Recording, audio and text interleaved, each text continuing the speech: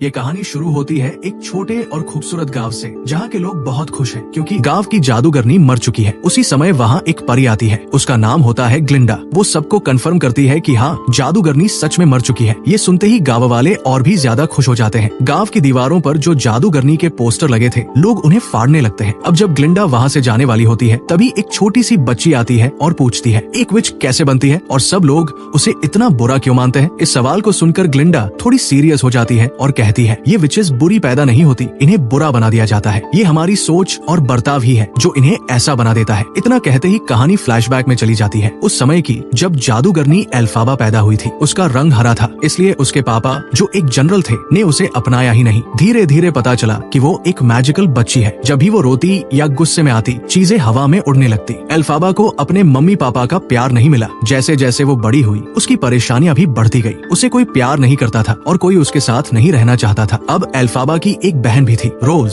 रोज बहुत खूबसूरत थी, लेकिन उसके एक पैर में कमजोरी थी, यानी वो लंगड़ी थी। एल्फाबा रोज से बहुत प्यार करती थी। एक दिन एल्फाबा रोज और उसके दोस्तों को एक कहानी सुना रही थी, लेकिन अचानक सभी बच्चे उसका मजाक उड़ाने लगे। एल्फाबा को गुस्सा आ गया। उसने अपनी मैजिकल पावर से जमीन से पत्थर उठाए और उन बच्चों पर फेंक दिए। जब जनरल को इस बात की खबर मिली तो वो बहुत नाराज हुआ एल्फाबा पर। उसने अपनी बेटी रोज को वहाँ से ले लिया और एल्फाबा को अकेला छोड़ दिया। सीन यही खत्म होता है और फिर से हम वापस आते हैं ग्लिंडा और गांव वालों के पास। अब गांव में उस जादूगरनी की एक बहुत बड़ी मूर्ति बनाई गई थी, जिसे ग्लिंडा आग लगा देती है। वो वहाँ से जाने ही वाली थी कि तभी एक और लड़की पूछती है, क्या एल्फाबा आपकी दोस्त थी जो आप उसके बारे में इतना सब बोल रही हो? ग्लिंडा जवाब देती है, शायद वो मेरी दोस्त नहीं थी, लेकिन मैं उसे बहुत अच्छे से जानती हूँ। इतना कहते ही कहानी दोबारा फ्लैशबैक में जाती है उस समय की, जब ग्लिंडा और एल्फाबा साथ थे। ग्लिंडा यूनिवर्सिटी में पढ़ाई कर रही थी। उसी दिन एल्फाबा भी यूनिवर्सिटी आई थी, लेकिन अपनी बहन रोज का एडमिशन करवाने, खुद पढ़ने के लिए नहीं, क्योंकि जनरल ने उसे पढ़ाई की इजाजत नहीं दी थी। अब यहाँ से सबका इंट्रोडक्शन शुरू होता है। फिर एक टीचर रोज को प्रोटोकॉल के साथ अंदर ले जाने लगते हैं, क्योंकि वो एक जनरल की बेटी थी। एल्फाबा को ये बात बिल्कुल पसंद नहीं आई। उसने टीचर को रोकने की कोशिश की, लेकिन टीचर ने उसकी एक नहीं सुनी और रोज को आगे ले जाने लगे। एल्फाबा गुस्से में आ गई और उसने अपनी पावर से रोज की व्हील चेयर को रोक दिया। आगे बढ़ने से पहले अगर आपको ये कहानी पसंद आ रही है तो इस वीडियो पर लाइक कर दीजिए और सब्सक्राइब भी कर लीजिए। जैसे ही एल्फाबा गुस्से में आई, कमरे में हर चीज उड़ने लगी। उसी समय प्रिंसिपल ने ये सब देख लिया। प्रिंसिपल जानती थी कि अगर बच्चों ने एल्फाबा की मैजिक देख ली तो वो उससे डरने लगेंगे, उसे बुरा समझेंगे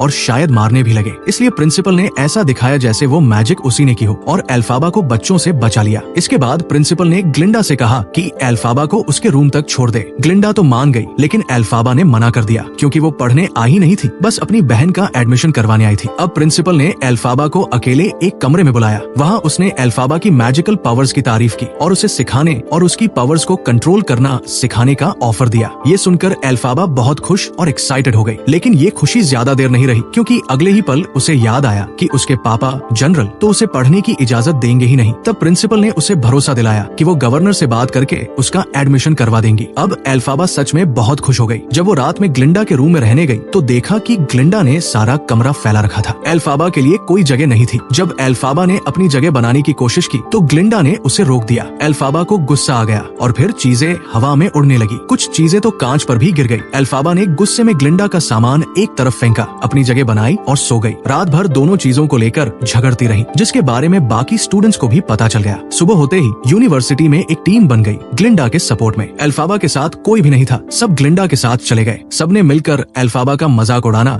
और उसे तंग करना शुरू कर दिया। मेस में भी एल्फाबा को अकेला छोड़ दिया गया। क्लास में भी बच्चों ने मिलकर उसका मजाक बनाया। खैर, क्लास शुरू हुई और एक प्रोफेसर आए, जो कि इंसान नहीं बल्कि एक जानवर थे। जब प्रोफेसर ग्लिंडा का नाम ठीक से नहीं ले पाते तो एल्फाबा टीचर का साथ देती है और माहौल को नॉर्मल बना देती है। इसके बाद प्रोफेसर अपना लेक्चर शुरू करते हैं। वो बताते हैं कि एक जमाना था जब इंसान और जानवर मिलजुल कर रहते थे, लेकिन जब इंसानों के पास खाने की कमी हुई तो उन्होंने जानवरों को मारना शुरू कर दिया। धीरे धीरे हालात ऐसे हो गए कि इंसानों ने जानवरों को अपना गुलाम बनाना शुरू कर दिया। लेक्चर के दौरान प्रोफेसर देखते हैं कि बच्चे अब भी जानवरों के खिलाफ ही बातें कर रहे हैं। ये देखकर प्रोफेसर उदास हो जाते हैं और क्लास छोड़कर चले जाते हैं। एल्फाबा को उनकी उदासी समझ आ जाती है, क्योंकि वो खुद भी अपनी जिंदगी में कभी अपने हक नहीं पा सकी थी। वो प्रोफेसर के पीछे जाती है और उनसे दोस्ती कर लेती है। यहाँ से सीन कट होता है। अब दिखाया जाता है कि प्रिंसिपल एल्फाबा को ट्रेनिंग भी देने लगी थी, ताकि वो अपनी मैजिकल पावर्स को कंट्रोल करना सीख सके। एल्फाबा अपनी पावर से चीजें अच्छे से उठा लेती है, लेकिन जैसे ही उसे गुस्सा आता है सब कुछ बिखरने और टूटने लगता है। ये देखकर प्रिंसिपल नाराज नहीं होती बल्कि खुश होती है, क्योंकि उसे लगता है कि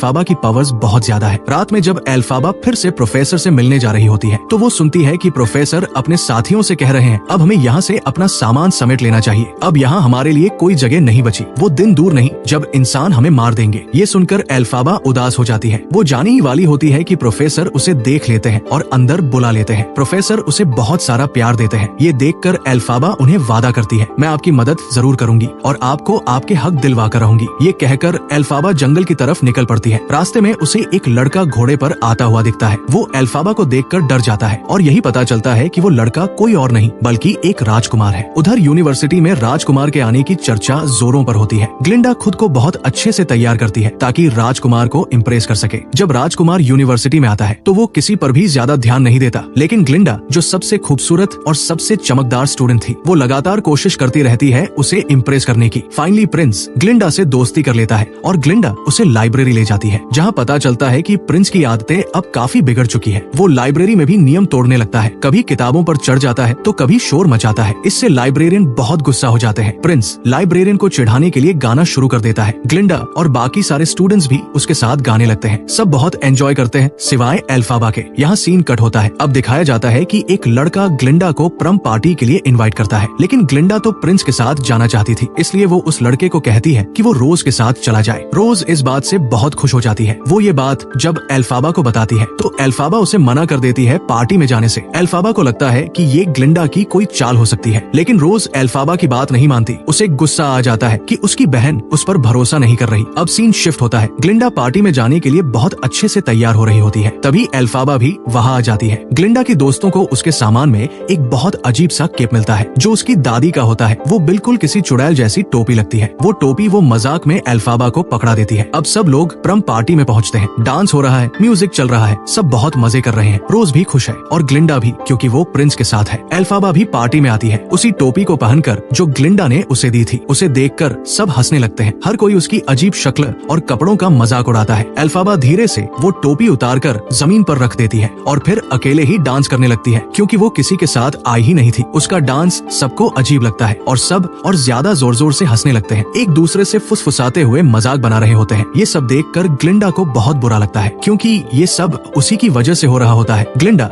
अपनी गिल्ट को कम करने के लिए एल्फाबा के पास जाती है और उसी की तरह डांस करने लगती है। धीरे धीरे बाकी लोग भी एल्फाबा के साथ डांस करने लगते हैं। अब माहौल बदल चुका होता है। जहाँ एक तरफ सब उसका मजाक उड़ा रहे थे, अब वही लोग उसे एक्सेप्ट कर रहे थे। ये एल्फाबा की जिंदगी का एक बहुत बड़ा दिन था। आज पहली बार उसे लगा कि वो अकेली नहीं है। अब उसके दिल से ग्लिंडा के लिए सारी नेगेटिव फीलिंग्स निकल चुकी थी। दोनों गले मिलती है अपने गुस्से और गलतफहमियों को खत्म करने के लिए। पार्टी से लौटने के बाद दोनों पहली बार दोस्तों की तरह अपने कमरे में बात कर रही होती है। ग्लिंडा एल्फाबा को एक बहुत बड़ा सीक्रेट बताती है। प्रिंस और मैं जल्द ही शादी करने वाले हैं। ये एक सीक्रेट है, सिर्फ तुम्हें बताया है। फिर वो एल्फाबा से भी उसका सीक्रेट पूछती है। उसे लगता है कि एल्फाबा का सीक्रेट वो हरी बोतल है जो वो हमेशा अपने तकिए के नीचे रखती है। ग्लिंडा झट से वो बोतल उठा लेती है ताकि एल्फाबा सब कुछ बता दे, लेकिन एल्फाबा फौरन बोतल लेकर उसे वापस तकिए के नीचे रख देती है, क्योंकि वो बोतल उसकी माँ की आखिरी निशानी थी। एल्फाबा की इस हरकत से ग्लिंडा नाराज हो जाती है और अपने बिस्तर की ओर चली जाती है। थोड़ी देर बाद वो एल्फाबा को उसे बताती है कि असल में मेरे डैड यानी गवर्नर मुझसे बिल्कुल प्यार नहीं करते। अब उनकी दूसरी संतान भी मेरे जैसी न हो, इसलिए गवर्नर जो कि मेरे पापा है, उन्होंने मेरी माँ को रोज ढेर सारा दूध पिलाना शुरू किया। उन्हें लगता था कि शायद दूध से अगला बच्चा सामान्य होगा, और फिर रोज का जन्म हुआ। वो हरी नहीं थी, लेकिन समय से पहले पैदा हो गई। समय से पहले जन्म लेने के कारण उसके पैरों में कमजोरी आ गई। वो चल नहीं सकती थी और उसी डिलीवरी के दौरान मेरी माँ भी इस दुनिया को छोड़ गई। एल्फाबा की आंखों में आंसू आ जाते हैं। वो खुद को इस सब का जिम्मेदार मानती है। अगर मैं ऐसी ना होती तो शायद पापा मम्मी को इतना दूध ना पिलाते, मम्मी जिंदा होती, रोज भी ठीक होती। ये सब मेरी वजह से हुआ है। ग्लिंडा उसे देखकर बहुत इमोशन हो जाती है। वो उसका हाथ पकड़ती है और कहती है, ये सब तुम्हारी वजह से नहीं हुआ एल्फाबा। तुम्हारी जगह कोई और होता तब भी कुछ ना कुछ हो सकता था। किसी की शक्ल, रंग या कुदरत से मिली चीजें कभी किसी की गलती नहीं होती। फिर वो एल्फाबा का मूड बदलने के लिए उसे अच्छे से तैयार करती है, थोड़ा मेकअप करती है, हेयर स्टाइल बदलती है, उसे वही दिखाती है जो एल्फाबा ने कभी खुद में नहीं देखा था। अगले दिन जब एल्फाबा यूनिवर्सिटी जाती है, सबकी नजरें उसी पर ठहर जाती है। प्रिंस भी उसे देखकर रुक जाता है और पहली बार उससे सीधे बात करता है। पर इस खुशी के पल में भी एल्फाबा के मन में कुछ और ही चल रहा होता है। वो अपने प्रोफेसर से मिलने जा रही होती है जो एक जानवर थे और अब कॉलेज छोड़ रहे थे। इस दुनिया में अब जानवर सुरक्षित नहीं रहे, इसलिए सब एक एक कर कॉलेज छोड़ रहे थे। ये उनकी आखिरी क्लास थी, लेकिन क्लास शुरू होने से पहले ही एक टीचर सिक्योरिटी गार्ड्स के साथ आ जाता है और जानवरों को जबरदस्ती बाहर ले जाता है। एल्फाबा अंदर से टूट जाती है। वो कुछ करना चाहती है लेकिन कुछ कर नहीं पाती। अब उस प्रोफेसर की जगह एक नया प्रोफेसर आया है। वो क्लास में एक शेर का बच्चा लायन कब एक पिंजरे में बंद करके लाया और सबको ये दिखाता है कि अब जानवर हमारे साथ नहीं रहेंगे, वो हमारे कैदी बनकर रहेंगे। एल्फाबा की मुट्ठियां भींच जाती है। उसकी आंखों में गुस्से और दर्द के आंसू आ जाते हैं। एल्फाबा को ये सब देखकर बहुत गुस्सा आ गया। उसे ये बिल्कुल भी नहीं पसंद था कि जानवरों को बंदी बना लिया जाए। गुस्से के कारण वहाँ रखी सारी चीजें और फूल हवा में उड़ने लगे। उसके गुस्से के असर से सभी लोग बेहोश हो गए, सिर्फ प्रिंस को छोड़कर। जैसे ही सभी बच्चे बेहोश हो गए, एल्फाबा उठकर शेर के बच्चे को जंगल में छोड़ने के लिए तैयार हो गई। प्रिंस भी उसकी मदद करता है और दोनों शेर के बच्चे के साथ जंगल की ओर साइकिल पर निकल पड़ते हैं। तभी प्रिंसिपल क्लास में आती है। वो देखती है कि सभी छात्र और टीचर बेहोश पड़े हैं। ये देखकर उसे समझ में आता है कि ये जादू एल्फाबा ने किया है। एल्फाबा की शक्तियाँ इतनी बढ़ गई है कि प्रिंसिपल बहुत खुश हो जाती है और वह एक महान जादूगर को पत्र लिखने जाती है। इधर जंगल में प्रिंस और एल्फाबा के बीच किसी बात को लेकर बहस हो रही थी। प्रिंस गुस्से में जंगल छोड़ने वाला था, तभी एल्फाबा ने उसका हाथ पकड़ लिया। वो भी प्रिंस को पसंद करने लगी थी, लेकिन उसे पता था कि प्रिंस कभी भी उससे शादी नहीं करेगा, इसलिए उसने खुद ही मामला आगे नहीं बढ़ाया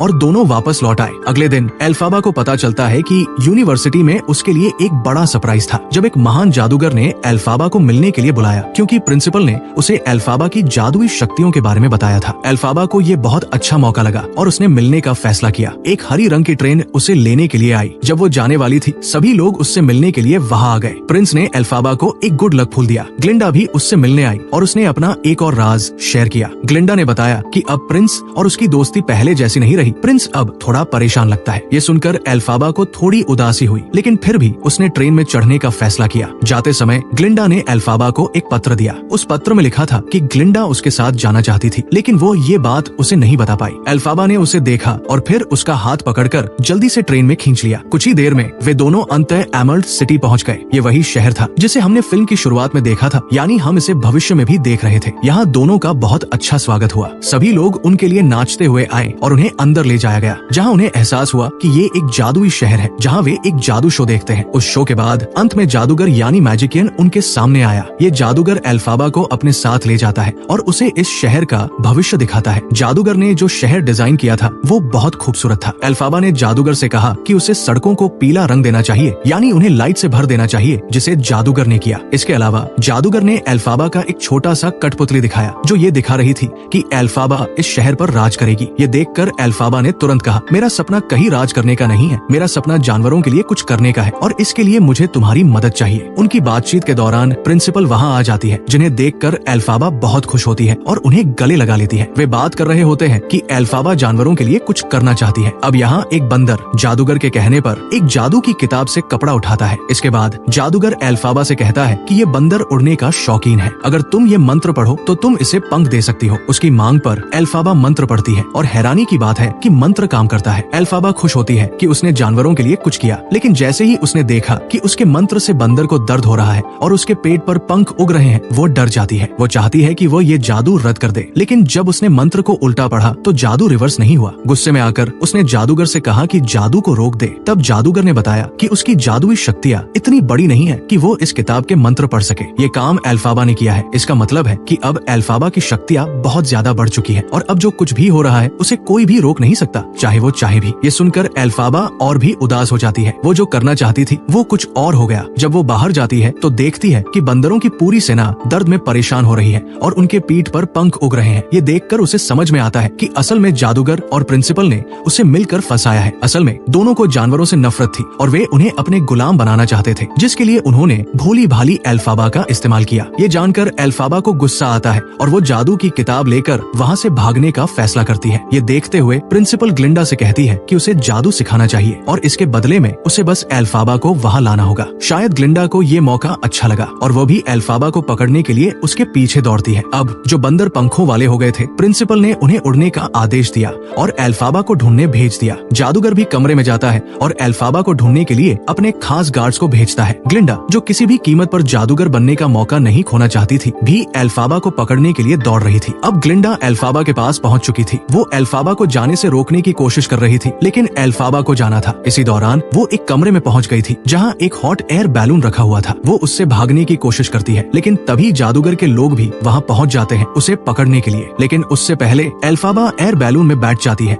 और वहां से उड़ने की कोशिश करती है। जैसे ही वो उड़ने वाली होती है, महल की छत ऊपर से बंद हो जाती है, जिससे उनका हॉट एयर बैलून फट जाता है और आग लग जाती है। एल्फाबा और ग्लिंडा नीचे गिर जाती है और एक कमरे में फंस जाती है। यहाँ ग्लिंडा एल्फाबा को समझाती है कि ये एक अच्छा मौका है, तुम सब कुछ पा रही हो, क्यों न तुम उनका प्रस्ताव स्वीकार कर लो। जिस पर एल्फाबा गुस्से में कहती है कि मेरा सपना किसी जगह पर राज करने का नहीं था, मैंने हमेशा जानवरों के लिए कुछ करना चाहा है। इसी बीच प्रिंसिपल विश्वविद्यालय और पूरे शहर में ये खबर फैलाती है कि एल्फाबा चोर है और किताब के साथ भाग गई है। ये सुनकर सभी को बहुत बुरा लगता है और वे सभी एल्फाबा से नफरत करने लगते हैं। एल्फाबा और ग्लिंडा भी ये घोषणा सुनते हैं। एल्फाबा बहुत गुस्से में आ जाती है। फिर ग्लिंडा उसे समझाती है कि तुम अपना गुस्सा छोड़ दो और प्रिंसिपल से माफी मांग लो, सब कुछ पहले जैसा हो जाएगा। लेकिन अब एल्फाबा कुछ नहीं करना चाहती थी। जो कुछ भी हुआ था उसे अब वो और कुछ भी बुरा सहन नहीं कर सकती थी। वो अब उस जादू की किताब से एक शेर पढ़ने लगती है। ग्लिंडा ने उसे रोका, लेकिन उस मंत्र के कारण उसे एक जादुई झाड़ू मिल जाती है, जिस पर वो उड़ने लगती है। यहाँ तक कि जादूगर के गार्ड्स भी उसे पकड़ नहीं पाते। जैसे ही वो वहाँ से भाग जाती है, प्रिंसिपल ग्लिंडा को साथ ले जाती है। वो उसे जादू सिखाने का प्रस्ताव देती है और कहती है कि साथ में